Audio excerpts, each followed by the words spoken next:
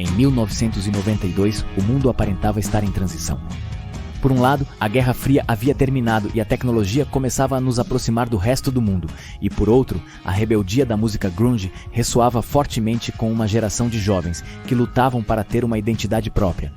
Essa juventude com um espírito mais cínico e menos otimista sentia muito mais afinidade com histórias cruas de quadrinhos como Watchmen ou Punisher. Isso dificultava que super-heróis clássicos fossem levados a sério. Nesta época de conflitos e anti-heróis, um grupo de escritores da Detective Comics procurou uma maneira de manter o Superman, o herói mais clássico de todos, o escoteiro eterno. Relevante novamente?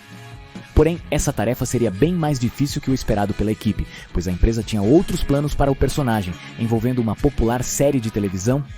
Portanto, essa equipe de escritores foi forçada a tomar rapidamente uma decisão que mudaria a história dos quadrinhos para sempre: matar o maior super-herói de todos.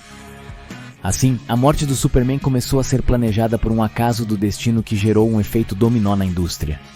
Um que traria uma grande era de lucros econômicos, seguida de uma era sombria, onde até mesmo a Marvel Comics teve que declarar falência. Neste vídeo, vamos abordar como uma única decisão pode gerar um impacto tão significativo. Vou te contar como surgiu o quadrinho da morte do Superman. Analisaremos alguns pontos importantes da história, seu impacto cultural e como este quadrinho transformou o mundo. Oi, sou Gione, o Monitor Geek. Pegue seu lanche favorito. Porque chegou a hora de um grande vídeo ensaio, porque vamos fazer pela primeira vez na história do canal a morte do Superman muito, mas muito a sério.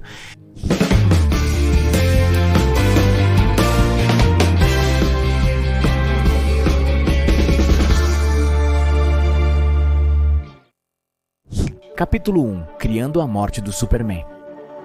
Em meados dos anos 80, a continuidade da Detective Comics ficou muito complexa para os leitores comuns, já que até então a empresa já contava com quase 50 anos de histórias canônicas que envolviam centenas de universos diferentes, por isso era difícil até mesmo para os escritores acompanhar tudo.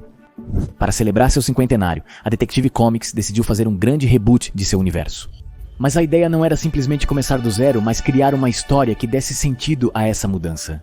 Assim nasceu a Crise nas Terras Infinitas, onde mundos viveram, mundos morreram e o universo Detective Comics nunca mais foi o mesmo. Heróis e vilões de vários universos uniram forças para vencer o mal supremo.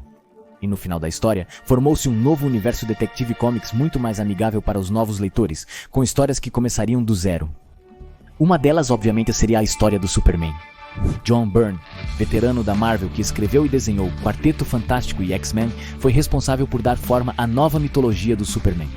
Ele obteve sucesso ao renovar elementos clássicos do Superman e incorporar novos temas, como um Lex Luthor reformulado, que agora era um empresário malvado, em vez de apenas um cientista, uma relação mais funcional com Lois Lane, e, principalmente, estabeleceu os Kent como personagens centrais, responsáveis por formar e guiar seu filho Clark neste mundo complexo. A abordagem de Byrne funcionou tão bem que em um ponto ele chegou a se encarregar de 3 títulos diferentes do Superman por mês. Porém, depois que ele saiu, a Detective Comics teve grandes dificuldades para encontrar um substituto à altura. Portanto, decidiu contratar uma equipe de 4 escritores para os agora 4 títulos do Superman que estavam no mercado. No entanto, essa equipe não só teve que enfrentar um grande declínio nas vendas dos quadrinhos do Homem de Aço, mas também ao fato de que a cultura pop estava mudando. E agora? Anti-heróis como Punisher ou heróis violentos como Wolverine pareciam mais atraentes que o escoteiro, com capa vermelha e cuecas por fora. A equipe criativa teve uma grande ideia para atrair público, mas as coisas não saíram como esperado. A morte do Superman surgiu acidentalmente. Originalmente a ideia era casar o Superman, não matá-lo. Mas como passaram de casamento para funeral? Em dezembro de 1990, Clark Kent, após mais de 50 anos de histórias, propõe casamento a Lois Lane, que aceita sem saber que ele é o Superman. Infelizmente, alguém se opôs ao casamento, e não foi nenhum vilão dos quadrinhos, mas a presidente da Detective Comics daquela época, Janet Ken. Isso porque a série Lois Clark, As Novas Aventuras do Superman, focada no casal, estava em desenvolvimento. Assim, a Warner alinhou a data do casamento nos quadrinhos com a da série. O problema é que a série levaria mais de 2 anos para se concretizar, então os escritores tinham que inventar algo, e rápido. Não seria fácil, pois tudo estava pronto para um casamento, um grande evento que atrairia muitos leitores. Foi aqui que Jerry Ordway fez uma piada na sala de escritores que costumava repetir em bloqueios criativos: simplesmente vamos matá-los. No entanto, nesta ocasião, não houve risos, porque os 4 escritores do Superman de repente perceberam que talvez não fosse uma má ideia. A cultura pop e a juventude pareciam ter decidido que o Superman não era mais o homem do amanhã, mas representava um heroísmo que parecia cada vez mais obsoleto e distante. Assim como acreditávamos que o Superman sempre estaria lá para nos salvar, não importa o quanto o ignorássemos.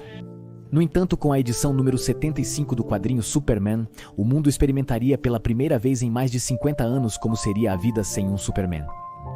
A equipe criativa já tinha sua ideia. Agora havia chegado o momento de decidir quem seria o escolhido para matar o maior herói de todos. Optou-se por um novo personagem e táticas inéditas, descartando o uso da Kryptonita ou um plano mestre. A equipe usou uma ideia de Dan Jurgens para o quadrinho, que era basicamente uma história de monstro contra Superman, em Metrópolis. Uma ideia muito simples, mas decidiram que ter uma força destrutiva capaz de golpear o Superman até a morte poderia resultar em um conceito inovador. Outro ponto crucial é que eles não quiseram dar uma origem ao personagem, pois queriam que toda a história se concentrasse no grande embate entre esses dois titãs. O nome, por sua vez, também foi acidente, pois o editor Mike Carlin escreveu no quadro a frase "O dia do juízo final", referindo-se ao dia final do Superman. Algo que soou bastante atraente e acabou ficando. Por fim, o design pode ser atribuído a Dan Jurgens, que criou essa criatura monstruosa de ossos salientes, com o intuito de emular os designs Eds dos anos 90 que eram muito populares na época. Uma escolha deveras interessante. Parece que, de certa forma, o Superman não estava enfrentando apenas o Doomsday, mas também a cultura pop da época. Uma batalha que talvez nem mesmo o Homem de Aço seria capaz de vencer. Capítulo da história do quadrinho. Em algum lugar o apocalipse se aproxima. Implacável, incontrolável, o apocalipse está aqui. Assim, o personagem Apocalipse foi introduzido na edição 17 da história em quadrinhos Superman The Man of Steel em novembro de 1992. Um pequeno prelúdio para o que depois seria conhecido como o Arco da Morte do Superman. E deve-se dizer que, apesar de não ser uma história muito complexa, o livro tem objetivos específicos, principalmente apresentar os protagonistas e sua visão de mundo. Doomsday, naquele momento, não tinha uma origem. Era apenas um monstro que escapou de um cativeiro e começou a destruir tudo em seu caminho. De fato, em painéis como este, nos faziam entender que ele até gostava de uma maneira muito rudimentar do fato de tirar uma vida. Era um ser que parecia estar cheio de ódio e que, por algum motivo, se opunha a qualquer forma de vida, alguém que destruía por prazer. Por outro lado, o quadrinho quis deixar claro porque o Superman, já conhecido pelos leitores, era um personagem tão especial. Por isso o arco começa com o Superman resgatando uma criança pela segunda vez e lembrando perfeitamente seu nome, como se fosse um querido amigo. Em seguida, o Superman é entrevistado por Cat Grant e suas respostas revelam por que ele é um herói tão amado. Tudo isso enquanto a Liga da Justiça daquela época luta contra o monstro que agora chamamos de Apocalipse. Obrigado por vir, Superman. Você raramente concede entrevistas. Para ganharmos a confiança dos americanos, primeiro eles precisam nos conhecer.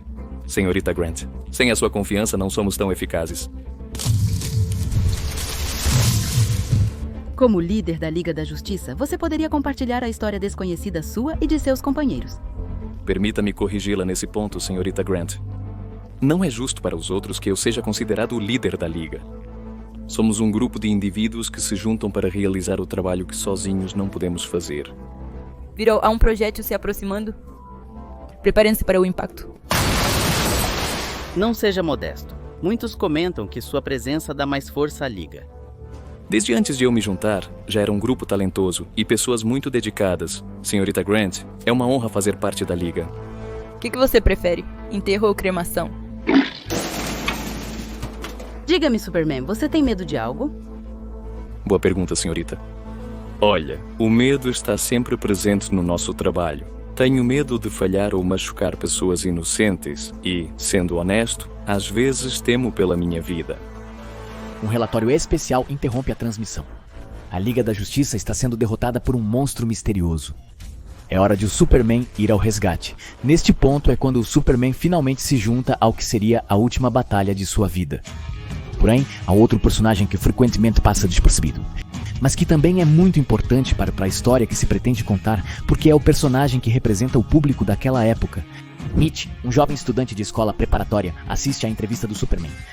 No entanto, para ele, o Homem de Aço é só um escoteiro chato e medíocre. Portanto, ele preferiria que entrevistassem alguém como Guy Gardner, um personagem mais semelhante aos anti-heróis populares da época. Mitch chega em casa e briga com sua mãe, mas são interrompidos quando a heroína Ice entra voando pela janela. E sua casa se transforma em uma zona de guerra entre a Liga da Justiça e o Apocalipse, que eventualmente incapacita toda a Liga. Mitch e sua família ficam presos no fogo quando isso acontece. Superman decide ignorar o pedido de ajuda de Mitch para capturar o Apocalipse antes que cause mais estragos.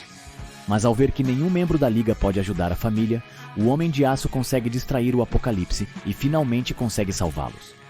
Temos aqui alguém que representa a juventude daquela época, que prefere heróis, feiticeiros e aqueles que tomam decisões difíceis. E aqui vemos como inicialmente o Superman faz isso, mas depois se arrepende e volta para ajudar a família.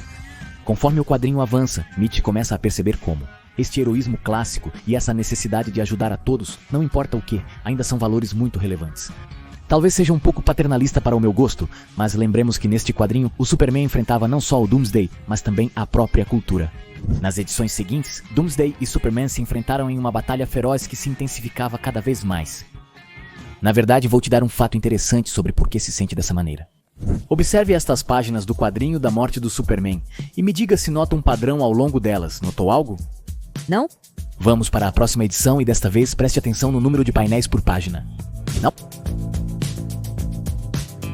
Então, este quadrinho, além de contar uma história, serve como uma contagem regressiva para a morte do Superman? Por isso esta edição tem 4 painéis por página, a seguinte 3, a próxima 2 e na batalha final contra o Apocalipse, apenas uma imagem por página. A ideia era que essa contagem regressiva fizesse a batalha parecer cada vez mais agressiva, brutal e imponente. É importante lembrar que os quadrinhos têm a capacidade de contar histórias. Não apenas por imagens e diálogos, mas também por elementos físicos, como a distribuição dos painéis. Na história do Batman e a Corte das Corujas, há uma parte onde Batman está desorientado, perdido em um labirinto. Como leitor, você precisa girar o quadrinho para lê-lo, o que transmite a sensação de estar perdido, assim como a morte do Superman sugere um final iminente. A feroz batalha entre Doomsday e Superman chega ao coração de Metrópolis, em frente ao jornal O Planeta.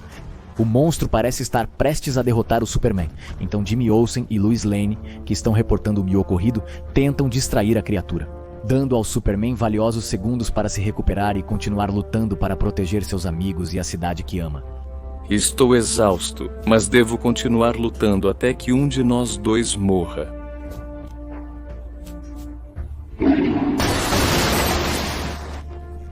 Os golpes são tão fortes que as janelas do jornal O Planeta se quebram com a onda de choque. Mas nenhum dos dois para e ambos colidem em um último e explosivo esforço. Nos anos vindouros, algumas pessoas relatarão o poder desses últimos golpes. Outros lembrarão a enorme cratera que a luta deixou. Mas a maioria lembrará este triste dia como o dia em que o homem mais nobre que já se conheceu finalmente caiu diante do olhar atônito de seus amigos. Uma imagem que agora parece suspensa no tempo, capturada pela câmera de Jimmy Olsen. E para aqueles que foram seus pais, este seria o dia mais escuro que jamais imaginaram. Ele foi educado para entender o valor do sacrifício, para valorizar a vida, e assim termina. Para que uma cidade permanecesse segura, um homem deu tudo o que pôde e mais. Por favor, desista. Os paramédicos estão a caminho. Somos de... Você o deteve, salvou a todos. Agora descanse até que... Mas Luiz não sabe que é muito tarde, pois este é o dia no qual um Superman morreu. Capítulo 3. A vida após a morte. Neste ônibus há vários anexos. Uma reportagem especial do jornal O Planeta, onde personalidades da Detective Comics relatam como se sentem com a ausência do Superman. De Mulher Maravilha a Bruce Wayne e Lex Luthor. Essa grande notícia não foi coberta apenas nos meios fictícios da Detective Comics, mas também no mundo real. Os fãs de quadrinhos estavam familiarizados com grandes eventos onde algum personagem morria nas páginas de seu título favorito, e depois retornava de algum modo. Mas isso era algo totalmente novo para o público mainstream e para a mídia, que encararam o anúncio da morte do Superman como algo definitivo e irreversível. Talk shows jornalísticos e programas de notícias exploram intensamente este evento. O quadrinho se tornou um fenômeno midiático que levou milhões de pessoas que nunca compraram um gibi a adquirir um exemplar desta história, já que todos queriam ver em primeira mão se o Homem de Aço realmente havia morrido. E isso é algo que podemos notar até mesmo nos dias de hoje, Por exemplo, quando conheço alguém que não é fã de quadrinhos e descobre meu trabalho, é comum que me diga algo assim. Eu tinha o quadrinho da morte do Superman, da editora B. Sempre o escuto com prazer, pois me lembra que houve um momento em que todos voltaram sua atenção para os quadrinhos. Geeks e normies são iguais. Esses são alguns dos primeiros quadrinhos que comprei na vida. Porque sabia que em algum momento precisava ler sobre a morte do Superman, mesmo que muito tempo depois do ocorrido. A edição número 75 do Superman, onde o Homem de Aço foi derrotado pelo Doomsday, vendeu 6 milhões de cópias, muito além dos 150 mil exemplares que o Superman geralmente vendia. O que até mesmo duplicou o preço das ações da Detective Comics da noite para o dia. Esse arco narrativo se tornou um dos maiores sucessos da Detective Comics, mas o trabalho dos escritores ainda não havia acabado. O Homem de Aço havia caído, mas eles ainda precisavam escrever sobre um mundo sem Superman e manter as vendas já alcançadas. A sequência desta saga se chamaria Funeral para um Amigo, e começa justamente com uma equipe de cientistas e paramédicos tentando salvar a vida do Homem de Aço. Enquanto isso, entes queridos como Lois Lane ou os Kent se apegavam à esperança. Quando finalmente a triste notícia foi dada, a história se concentrou em nos apresentar como é que diferentes personagens dentro do mundo da Detective Comics lidavam com a morte do seu maior herói. Por um lado, a comunidade de super-heróis se reúne para honrar sua memória em um funeral e proteger sua cidade. Minha parte favorita é ver como algumas pessoas sem poderes lidam com esse acontecimento. Por exemplo, vemos um homem tentando lucrar com a morte do Superman. Não por falta de respeito, mas porque a vida segue e ele precisa sustentar sua família. Também conhecemos Vivo Vibolsky, um homem simples que é o maior fã do Homem de Aço. Ele se pergunta em um momento de solidão, que tipo de Deus permite que um homem assim morra? Enquanto um veterano como ele ainda vive? Por isso, tudo o que ele pode dizer é: não está certo, Deus, não está certo. Contudo, minha parte predileta do funeral está relacionada à família Kent. Quando o Superman morreu nas mãos de Doomsday, o mundo inteiro se uniu em luto para dar o último adeus ao seu maior herói. Vários super-heróis e políticos se reuniram em Metrópolis. As ruas estavam lotadas por milhares de pessoas querendo se despedir do último filho de Krypton. Infelizmente, este funeral era para dizer adeus à lenda, e não ao homem que ele realmente foi. Ninguém sabia que Clark Kent era realmente o Superman, nem mesmo as pessoas mais próximas a ele, como Lois, Jimmy ou os Kent. Impossibilitados de se aproximarem do caixão, assistiram ao funeral pela televisão. Em Kansas, Marta, apaga isso. Nos despediremos do nosso filho à nossa maneira. Que o mundo se despeça do Superman à sua maneira. Marta e Jonathan Kent então pegaram alguns dos objetos pessoais de Clark e os enterraram no local onde seu foguete caiu na Terra. Fazia tantos anos. Você era nosso presente do céu, e desde o início nós te amamos com todo o coração. O céu te deixou conosco, e agora o céu te levou. Assim, enquanto os heróis mais poderosos do mundo enterravam o Superman, os Kent, em privado, enterravam à sua maneira Clark Kent. Alguns exemplares mais tarde, a tristeza de perder um filho foi demais para Jonathan Kent, que sofreu um infarto e perdeu a vontade de viver. Já vou, filho.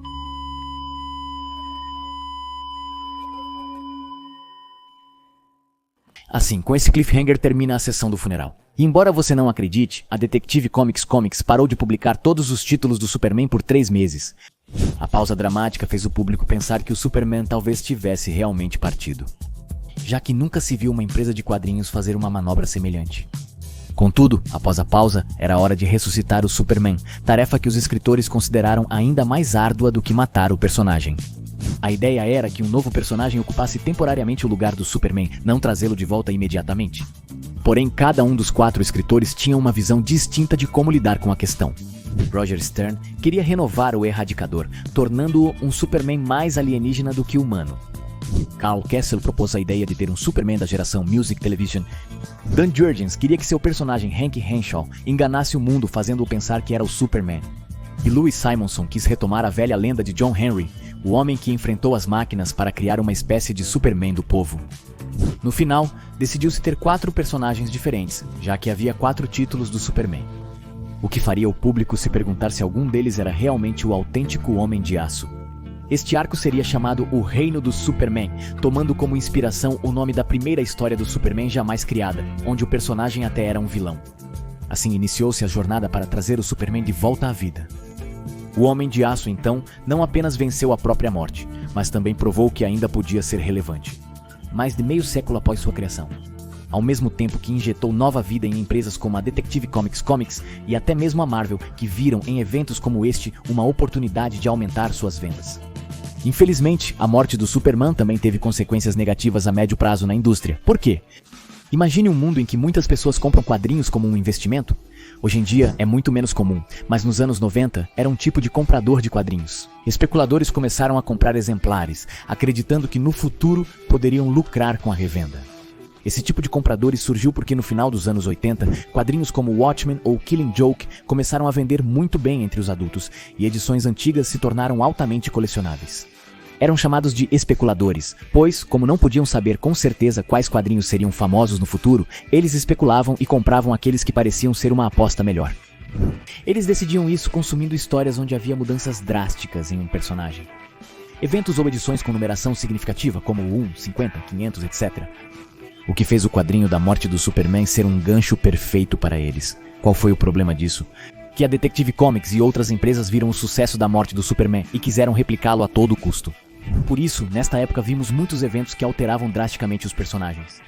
Desde Nightfall, onde Barney quebra as costas do Batman, até a saga dos clones do Homem-Aranha. Também houve muitas capas com truques como hologramas, relevos, e a pior deve ser esta capa. Fizeram um buraco na qual, como um impacto de bala, mas o problema é que a arte interior não considerou esse buraco. Então no final você só tinha um quadrinho com um buraco estranho? Além disso, nessa época surgiram muitos títulos que alcançaram o topo das vendas, mas experimentaram uma grande queda na edição seguinte. No final, os especuladores pararam de comprar quadrinhos, pois perceberam que os milhões esperados não chegariam. Isso causou um efeito dominó em uma indústria que cada vez se preocupava menos com boas histórias e mais com grandes eventos.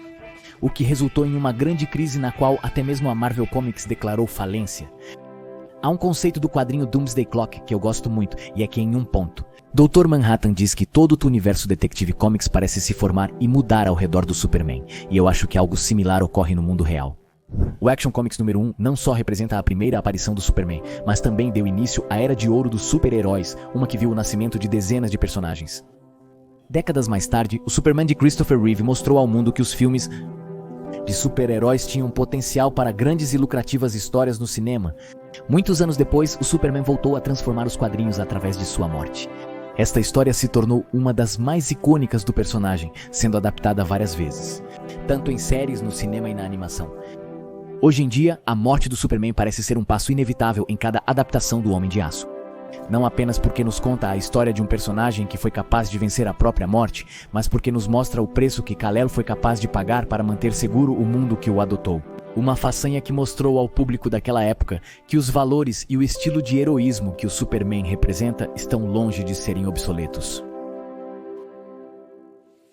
Foi uma grande história que transformou completamente o mundo. E continua vendo além do óbvio.